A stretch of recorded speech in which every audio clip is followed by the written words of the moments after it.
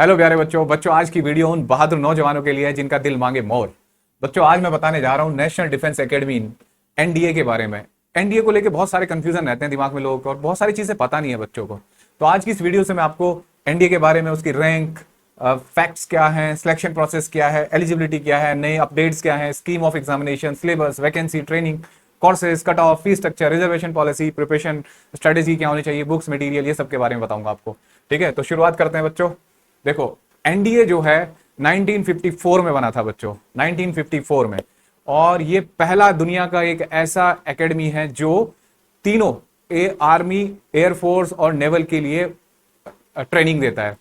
और बच्चों यहाँ का जो प्रोसेस है ये पूना में है, नेशनल डिफेंस एकेडमी। यहाँ अगर आप एनडीए एग्जाम को क्रैक करते हैं तो इसके तहत आप यहाँ पे 3 साल का कोर्स एनडीए में करते हैं। उसके बाद एडवांस ट्रेनिंग के लिए आप अलग अलग, जैसे आर्मी के लिए अलग कॉलेज में जाएंगे, एयरफोर्स के लिए अलग इंस्टीट्यूशन में जाएंगे और नेवल के लिए अलग इंस्टीट्यूशन में जाएंगे।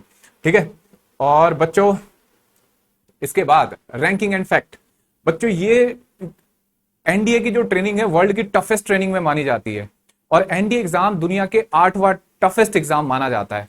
ठीक है, और क्योंकि यहाँ पे बहुत लो एक्सेप्टेंस रेट है। दूसरा एक और बात है कि भाई देश की रक्षा का सवाल है तो बहुत बहादुर और बहुत काबिल नौजवानों के हाथ में बागडोर दी जाए, तो इसलिए बेस्ट कैंडिडेट ढूंढे जाते हैं। तो इसलिए एग्जाम तो टफ होना ही है। अब देखो बच्चों, सिलेक्शन प्रोसेस क्या है। Written examination, interview, medical examination, 3 इसके स्टेज होते हैं। रिटन एग्जामिनेशन अच्छा ये एग्जाम का जो पैटर्न है ये साल में 2 बार होता है। रिटन एग्जामिनेशन बच्चों 2 बार होगा साल में। यूपीएससी एनडीएस को, एनडी और एनए, नेशनल डिफेंस एकेडमी और नेवल एकेडमी, इन दोनों के लिए रिटन एग्जाम होता है। उसके बाद इंटरव्यू होता है, एसएसबी, सर्विस सिलेक्शन बोर्ड, फिर मेडिकल एग्जामिनेशन होता है। उसके बाद फाइनल मेरिट बनती है बच्चों और तब रिजल्ट डिक्लेयर किया जाता है। फिर फाइनल मेरिट बनती है जिससे आप रिपोर्ट करते हैं एनडीए में और आपका एनडीए में सिलेक्शन हो जाता है। एनडीए में 3 साल की ट्रेनिंग के बाद आप अपनी स्पेशलाइज ट्रेनिंग के लिए जाते हैं, आईएमए और नेवल एकेडमी के और एयरफोर्स के अपने इंस्टीट्यूशन में जाते हैं। वहां पढ़ाई करने के बाद आपको परमानेंट कमीशन मिलता है और आप लेफ्टिनेंट रैंक से शुरू होती है आपकी जॉब इंडियन आर्मी के लिए, इंडियन डिफेंस के लिए। और आप धीरे धीरे धीरे करके आप पोस्ट बहुत ऊपर तक जा सकती है। आप मतलब जितने भी टॉप ऑफिसर्स होते हैं ज्यादातर वो एनडीए के होते हैं और यहाँ जितना जल्दी पहले अटेम्प्ट्स में आप कवर कर लेते हैं, अगर एनडीए क्लियर कर लेते हैं तो ज्यादा चांस हो जाते हैं आपके लिए प्रमोशन के लिए। सैलरी बहुत अच्छी खासी होती है 7th पे के अकॉर्डिंग तो, और सैलरी से ज्यादा जज्बा होता है यहाँ तो इन ऑफिसर्स का। तो यहाँ जज्बे वाले ऑफिसर्स ही जाते हैं, सैलरी वाले तो इधर उधर चले जाते हैं, डॉक्टर इंजीनियर्स बन जाते हैं। Eligibility criteria, qualification. भाई आप अगर एनडीए क्रैक करना चाहते हैं तो क्वालिफिकेशन क्या है, तो आप 12वीं पास हो सकते हैं, 12वीं पढ़ रहे होंगे, 12वीं के साथ 12th क्लास अपियरिंग और 12th पास। सर 2 साल ड्रॉप, 3 साल ड्रॉप, इससे कोई फर्क नहीं पड़ता। बस आप जो एज लिमिट है उसके क्राइटेरिया में आने चाहिए। कितने अटेम्प्ट दिए कोई फर्क नहीं पड़ता, आप एज लिमिट के अंदर आने चाहिए। ठीक है, इसमें आपके पास अगर आप टेक्निकल में जाना चाहते हैं तो आपके पास पीसीएम होना चाहिए, फिजिक्स, केमिस्ट्री, मैथमेटिक्स। अदरवाइज आपके पास कोई भी स्ट्रीम हो 12th में, चाहे आप ह्यूमैनिटीज से हो, आप कॉमर्स से हो, आप एग्रीकल्चर से हो, आप साइंस से हो, बायो, किसी भी स्ट्रीम से हो सकते हैं। ठीक है, अच्छा ये बात समझ में आई बच्चों। अब यहाँ एज जरूर देखें, तो एज आपकी 16.5 से 19.5 साल के ही लोग हो सकते हैं और अनमैरिड हो सकते हैं। ठीक है, तो इतनी कम उम्र में शादी कौन करेगा, वैसे कुछ लोग कर भी लेते हैं भाई, अनमैरिड। ठीक है, अच्छा यहाँ मेल कैंडिडेट्स के लिए तो बिल्कुल कंफर्म है कि आप एडमिशन लेंगे, एलिजिबल हैं 100%। फीमेल्स के लिए यहाँ थोड़ा समझना होगा कि फीमेल्स के लिए अभी 10-15 दिन पहले हमारे सुप्रीम कोर्ट ने ऑर्डर दिया है कि आप एनडीए के लिए एग्जाम में बैठ सकती हैं गर्ल्स कैंडिडेट, लेकिन एडमिशन हो पाएगा या नहीं हो पाएगा अभी इस पर चर्चा चल रही है, डिसीजन आने हैं, कार्य चल रहा है, तो ये कंफर्म नहीं है। देखो यहाँ पे हमने लिखा है not totally eligible. Eligible totally मतलब भाई फाइनली एग्जाम तक, एडमिशन तक हो जाए, तो ऐसा नहीं है, एग्जाम में आप बैठ सकते हैं। ठीक है, जैसा सुप्रीम कोर्ट का ऑर्डर है। बाकी अपडेट अभी आपको पता लगेंगे।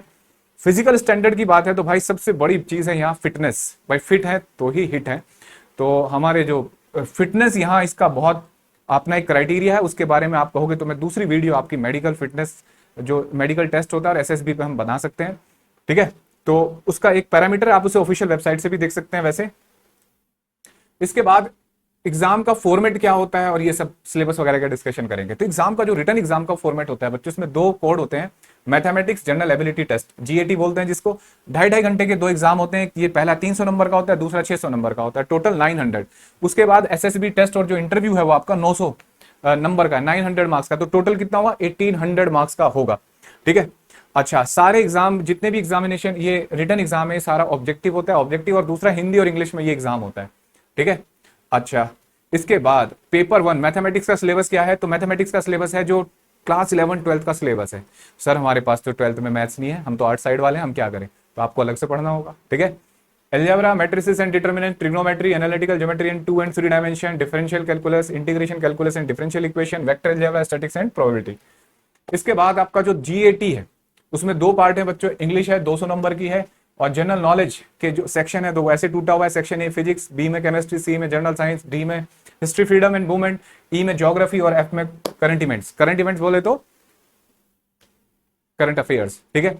अब देखो ये इतने सेक्शन है, यहां थोड़ा ध्यान देने वाली बात है, इनकी जो वेटेज है, जैसे इस सेक्शन के अंदर वेटेज कैसे है, तो सेक्शन ए की वेटेज है बच्चों 25%, बी की 15%, 10%, 20%, 20%, 10% रेस्पेक्टिवली वेटेज है पूरे पेपर में 400 नंबर में, ठीक है।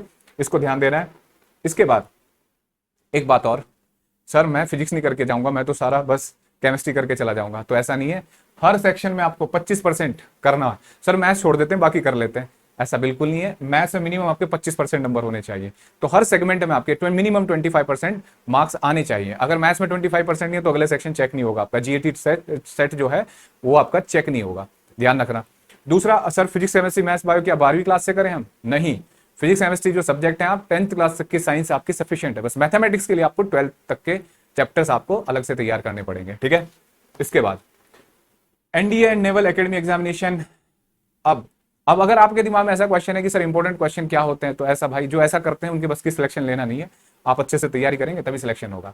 पिछले साल की सीट्स का जो टारगेट है, जैसे मतलब जो स्टैट्स है वो ये है कि जो एनडीए 1 हुआ था 2020 में, उसमें 418 सीट थी, 533 बच्चों को मतलब जो हमारा रिकमेंडेड स्टूडेंट थे वो 533 थे, और कट ऑफ जो थी बच्चों, समझ रहे हो, 900 में से जो रिटन एग्जामिनेशन है उसकी कट ऑफ थी 355, ठीक है।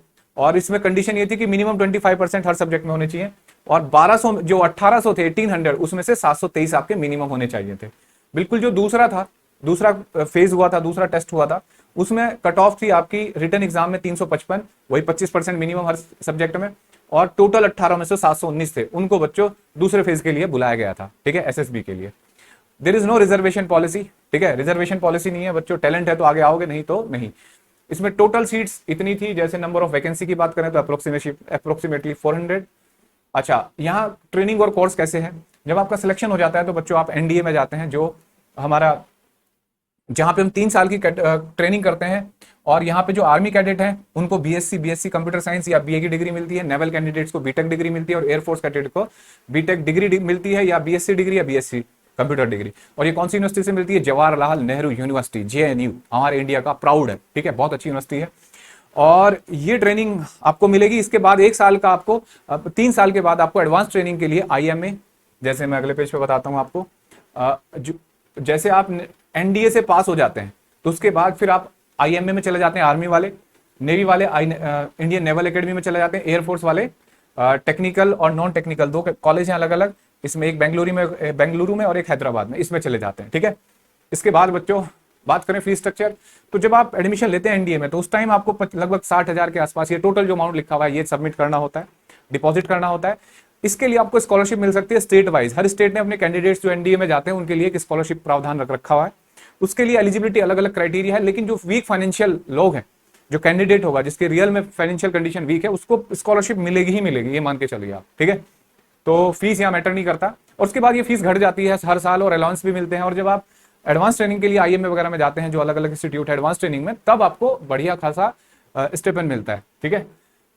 बुक्स की बात करें बच्चों कैसे पढ़ना चाहिए, तो बुक्स ये आपकी पहले एनसीईआरटी बढ़िया से तैयार होनी चाहिए, उसके बाद मैथमेटिक्स तैयार होना चाहिए, और स्पेशली एग्जाम फॉर्मेट की बात करें तो mathematics and jet combination combined दोनों की अगर एक बुक करें तो पाथफाइंडर बुक है एनडीए एनए, और ये नेवल एकेडमी के लिए अरियन पब्लिकेशन के साथ में फाल्कन सीरीज भी ले सकते हो, वो भी अच्छी बुक मानी जाती है। मैथमेटिक्स के लिए आरएस अग्रवाल भी एक अच्छी बुक है, अगर सेपरेटली आप लेना चाहते हो। एसएसबी के लिए भी कुछ बुक निकाल रखी है अरियंत वालों ने, जिससे आपको टिप्स मिल सकती हैं, समझ सकते हैं आप, ठीक है। और स्ट्रेटेजी, सबसे पहले आपको प्रीवियस ईयर के क्वेश्चंस करने चाहिए, प्रीवियस ईयर के क्वेश्चन से करके देखो, टेस्ट सीरीज अपना फास्ट अपना एक्यूरेसी और फास्ट क्वेश्चन, कोई इंपॉर्टेंट वगैरह ऐसा वैसा नहीं है कुछ भी, आपको अच्छे से पढ़ना है, कंसेप्ट आपके क्लियर होने चाहिए। एग्जाम में कुछ भी आ सकता है, फॉर्मेट कुछ भी, क्वेश्चन का ट्रेंड कोई भी तरीका हो सकता है, नया क्वेश्चन बन सकता है, क्योंकि बहुत बढ़िया एग्जाम है ये, तो मतलब इस एग्जाम को ऐसे हल्के में नहीं ले सकते, अच्छी सी ट्रेनिंग करनी चाहिए आपको, कॉन्फिडेंस अपना बूस्टअप रखना चाहिए। और बच्चों आपको अभी भी कोई आपकी कोई क्वेरी है तो आप कमेंट बॉक्स में लिखिए, और अगर आपको ये वीडियो पसंद आई तो आप जरूर लाइक करिए इसे और अपने दोस्तों से शेयर करिए। Wish you all the best. Thank you.